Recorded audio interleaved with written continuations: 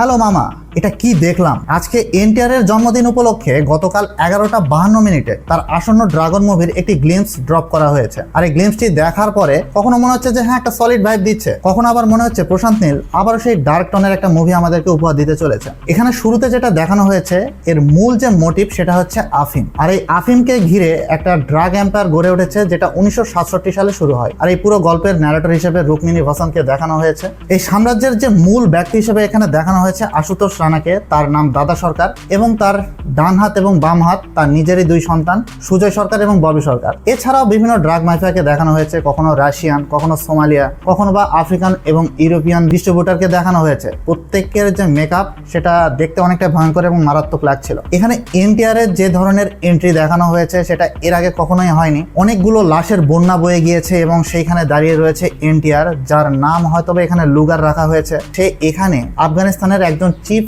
Of assassin হিসেবে কাজ করছে। তো এই পুরো জিনিসটাকে ম্যানেজমেন্ট করার জন্য একটা পুরো ব্যাটালিয়ন তৈরি করা হয়েছে যারা খুবই রুথলেস এবং ভয়ঙ্কর, এবং তাদের এই হেড হিসাবে এখানে এনটিআরকে দেখানো হবে। তো সব মিলিয়ে একটা কথা বলার যে এনটিআরকে আরেকটু এক্সপেরিমেন্টাল ভাবে যদি দেখানো যেত তাহলে আমার কাছে মনে হয় এটা বেটার হতো। বাদ বাকি ওই যে এটিসির এরিয়া, অর্থাৎ আফগানিস্তানের যে আফিম ব্যবসা নিয়ে আফগানিস্তান ট্রেড কোম্পানি গড়ে উঠেছে, এই পুরো জগৎটা একটু ভিন্নভাবে দেখানো হয়েছে। যদিও বা প্রশান্ত নীল অনেকটা এটা কেজিএফ এবং সালারের মতোই করার চেষ্টা করেছে। সলিড যে মিলগুলো আমি দেখতে পেয়েছি সেটা হচ্ছে কালার টোন, এর সিনেমাটোগ্রাফিও অনেকটা একই রকম, গ্যাংস্টার বেস মুভি এবং সলিড মোটিভ এখানে রয়েছে, এবং নায়ককে আবারও সেই ডার্ক শেডে দেখানো হয়েছে এবং সে খুবই brutal, ruthless, just he is the villain of his on story. সবচাইতে চমকদার আমার কাছে লেগেছে, আর সেটা হচ্ছে অনিল কাপুর, ইন্ডিয়ার সেই সময়কার নার্কোটিক্সের হেড। সেই পুরো মাফিয়াকে আটকাতে পারবে কিনা এই গল্পটা এখানে দেখানো হবে। অবশ্যই এখানে সলিড টুইস্ট এবং ক্লাইম্যাক্স থাকবে, অনেক ব্রুটাল এবং রুথলেস অ্যাকশন থাকবে। লাস্ট আমি কবে দেখেছিলাম নায়ককে এই ধরনের লাশের বন্যার মাঝে দাঁড়িয়ে থাকতে? হ্যাঁ, ক্যাপ্টেন মিলারে আমি দেখেছিলাম, বাট ওখানকার গল্প দর্শকদেরকে কানেক্ট করতে পারেনি। তবে প্রশান্ত নীলের উপর একটা ভরসা রাখা যায়, সে দর্শকদেরকে খুবই সুন্দরভাবে কানেক্ট করতে পারে। এখানে মোটিভটা আপনি খেয়াল করলে দেখবেন কেজিএফে সোনার একটা ক্ষেত্র দেখানো হয়েছিল, সালারে যেটা দেখা হয়েছে খানসারের যে এরিয়াটা এটা ছিল কালোবাজারের একটি এলাকা, আর এবার যেই এম্পায়ারটা দেখানো হয়েছে এটা নিয়ে গিয়েছে আফগানিস্তানে। অর্থাৎ একটা ইন্টারন্যাশনাল লেভেলের অ্যাকশন মুভি আমাদের সামনে দেখানো হবে। অনেকটাই ওয়ার বেজ অ্যাকশন আমাদেরকে দেখানো হয়েছে, সাথে অনেক অস্ত্রের ব্যবহার রয়েছে। তো সেদিক থেকে আমার কাছে মনে হচ্ছে যে এই মুভিটা দর্শকদের জন্য একটা মারদাঙ্গা কিছু হতে চলেছে।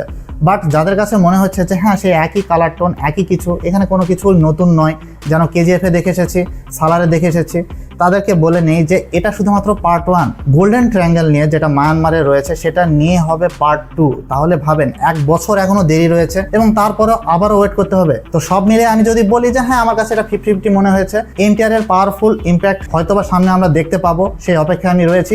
বাট হ্যাঁ, প্রথমবার দেখলে একটা সলিড ভাইব দিবে এবং মনে হবে যে সামনের দিকে গিয়ে আরও সিনেমাটিক আমাদেরকে এক্সপিরিয়েন্স করাবে এই মুভিটি। বাদ বাকি যারা এনটিআরকে পছন্দ করেন বা এনটিআর ফ্যান্স রয়েছেন তাদের জন্য তো একটা সলিড ট্রিট এটা হয়েই গিয়েছে।